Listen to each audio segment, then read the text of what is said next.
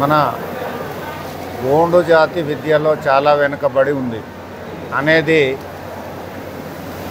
ఇప్పుడు ఏ నోటైనా అదే వినిపిస్తుంది.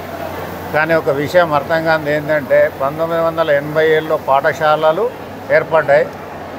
నేటితో 38 సంవత్సరాలు పూర్తయినాయి.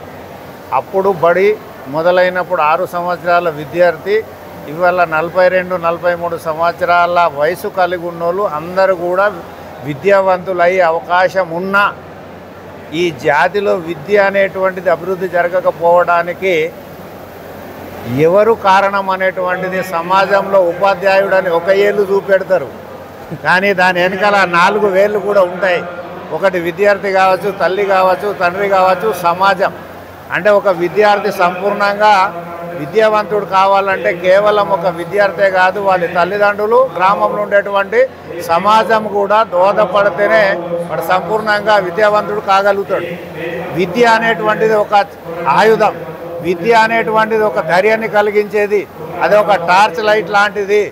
మన దారి మనము ముందుకు పోవడానికి ఉపయోగపడేటువంటిది అంత చక్కటి ఆయుధమే విద్య. విద్య ఉన్నప్పుడు జీవితం తనంతట తాను తన ఎంచుకున్న మార్గంలో ప్రయాణించడానికి ఉపయోగపడేటువంటిది విద్య.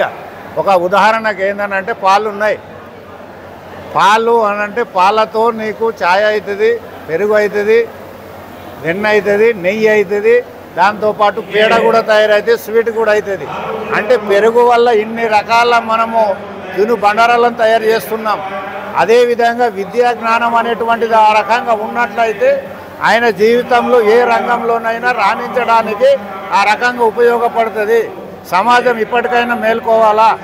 ఆదివాసీ జాతులలో గోండు జాతి చాలా పెద్దది, విద్యలో వెనకబడి ఉన్నాం అనేటువంటి దాన్ని అందరూ కూడా ఇలా సంఘటితంగా ముందుకు వచ్చి మనం విద్యాభివృద్ధి కొరకు పాటుపడాలనేటువంటిది కూడా ఈ సంఘ పరంగా కూడా ఆ విషయం పట్ల దృష్టి పెట్టాలని మేము ఆశిస్తున్నాం.